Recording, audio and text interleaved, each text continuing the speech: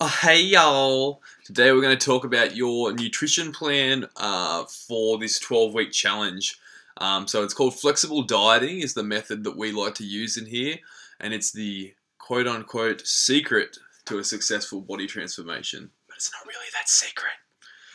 So what is flexible dieting? Essentially, it is tracking your overall calorie or energy intake and tracking where that energy is coming from. So how your meals are actually made up with regards to nutrient value. So every food you eat is broken down into 3 macronutrients: protein, fat, and carbohydrates. Literally every food is just made up of those 3. And what we're going to do is track how much protein, how much fats, how much carbs you have, and your caloric intake. And then we're going to set you targets for each day based on those nutrients and that caloric limit, rather than by the particular foods that you choose to eat. And what that allows us to do is move towards whatever goal you have, whether it be muscle gain or fat loss, in a healthy sort of manner with regards to your mindset. So it's a balanced approach where we won't have to say you can only eat this and this and these foods from this list, and if you eat this, you're a bad person. You can essentially eat whatever you want, but it has to fit into your overall calorie and macronutrient plan. So it's essentially very balanced. Why do we do it this way? Because to achieve anything significant in the gym, it takes a long time. There's no shortcuts in the gym to anywhere worth going. If you try to shortcut it, it's going to come back to bite you in some way. If you try to lose fat too quickly, you'll lose muscle and lean mass as well, which will slow your metabolism, which will make you weaker, and then you are much more likely to gain body fat back later. If you try to gain weight too quickly with regards to muscle gain, you'll build a shitload of body fat on top of the small amount of muscle you gain, which will make you look a little bit like the Michelin Man, and you won't be real happy. So most regular diets are, in essence, a short-term thing. As soon as you finish them, you're like, thank fuck, now I can go back to eating in a fun way. What flexible dieting allows you to do is still eat the way you like, but you make a few minor changes and you track on your phone app what you're doing, so that at the end of each day you know exactly how many calories you've taken in, and you're much freer with your food choices. So it takes away that bingey sort of mindset. If anyone's ever done a low carb diet before, or a real strict diet, you'll know that if you've eaten nothing but chicken and fish and green vegetables for 7 days, and then you accidentally eat half a piece of pizza, you go flying off the rails and you just go whatever, and you eat like 17 pizzas, which is not a good thing. What this allows you to do is to eat bits of pizza each day, but you make them fit into your overall plan, and you will still lose body fat or gain lean body mass, or whatever your goal may be. Alright, so the 3 rules for transforming one's body. Number 1, calories are key.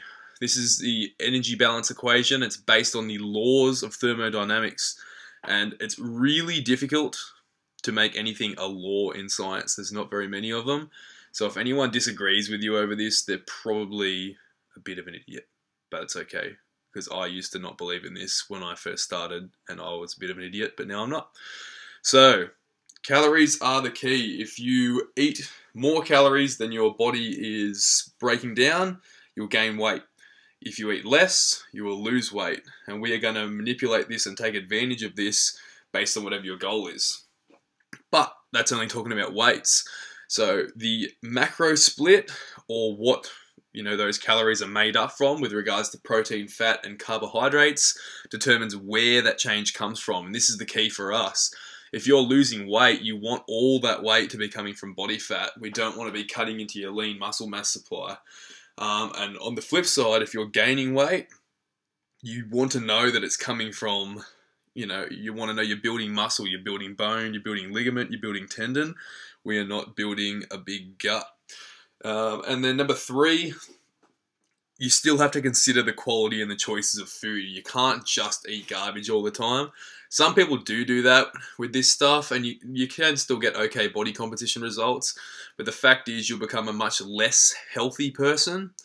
You'll age quicker, you'll feel like shit, and you won't be able to eat anywhere near as much volume of food as the kind of person who, say, eats 70 to 75% good quality natural foods and then has a little bit, 1 out of every 4 meals of less healthy foods.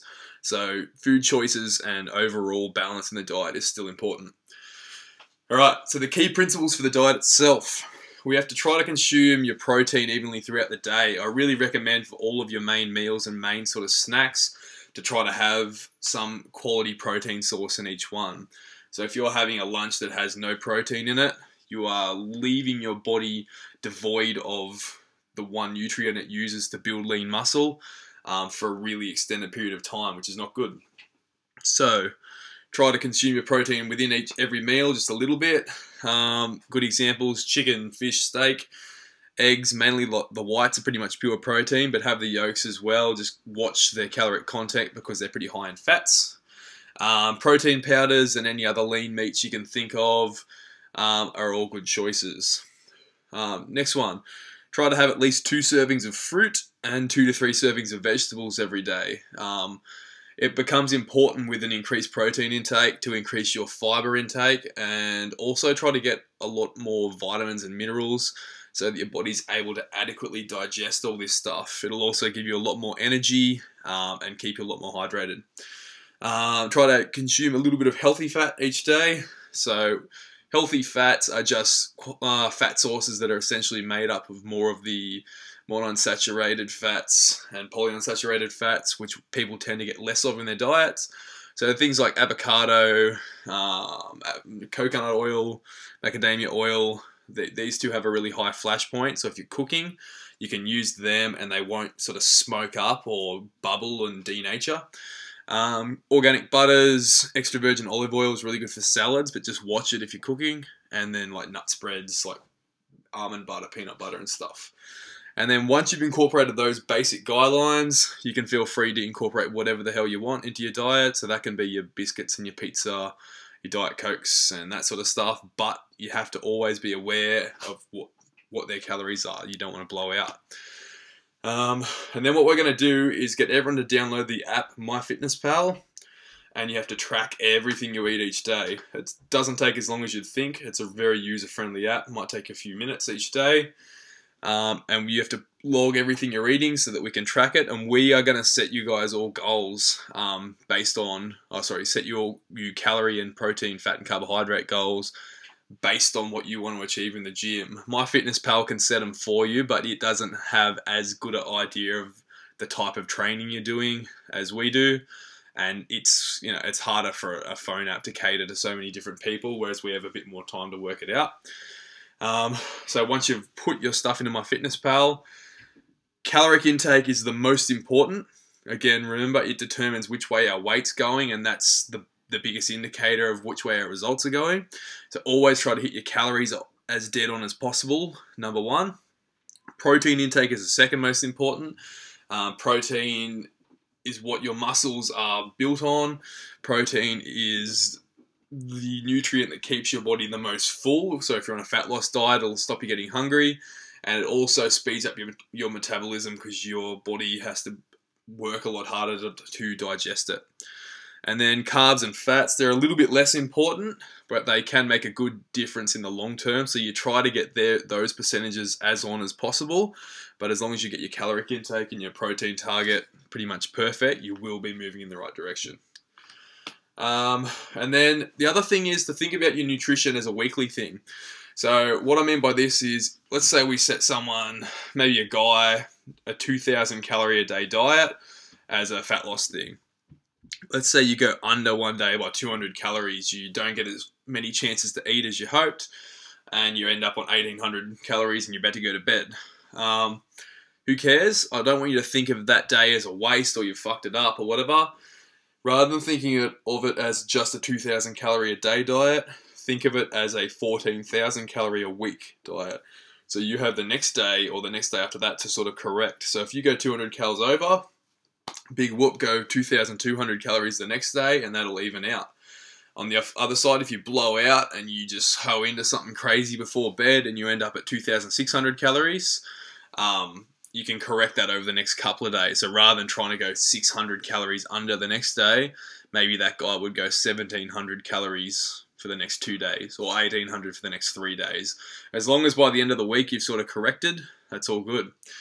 And then these last two are really important, and a lot of people don't do them, and they don't get the most out of this flexible dieting. And that is to track your morning weight each couple of days, and monitor the trends in it. This is what where we're going to pick up the majority of our results from, and be able to make adjustments in your diet. With your metabolism, it's never ever static and never remains the same. Like maybe 2 years ago, your body burnt 1500 calories a day at rest. So for you to be cutting, you might have had to eat 1400 calories a day to be losing weight. Today, maybe you're in the gym more, you've built some more muscle, you're doing some more activities, you're more metabolically active. Perhaps today your body now burns 2,500 calories at rest. So now you might be on 2,400, like a little bit below it, and that might be what you're cutting on. You don't know unless you track your weight and see how things go. If your weight doesn't change, you don't leave it the same. We make some changes in your diet. So you can't ever rely on what you did in the past to work now, because your body never remains the same. It's always changing. It's constantly adjusting. It's constantly adjusting to its environment. And you need to do the same with your diet if you want to keep getting the results. So what we'll do is sort of every week or every fortnight, we'll see what our weight's done. Once it starts to plateau, let's say we've dropped a kilo in the first 2 weeks, but then halfway through the third week it's stalled out, we'll adjust a little bit. We'll take a few calories away, we'll tweak your percentages a tiny little bit, and the weight will keep dropping off. If you don't do this, you won't know how you're progressing, and you won't be able to optimally. So hopefully everyone's learned a bit from that. So download the app, get on it. If we haven't set your goals yet, hound us for it and we'll get it done. And if you have any questions, let me know. Maybe post them in the group is the best way, because I'm sure if you have questions, it's mainly because I've left them out and forgot to answer them. So I'll answer them in the group, and that'll do it for everyone else.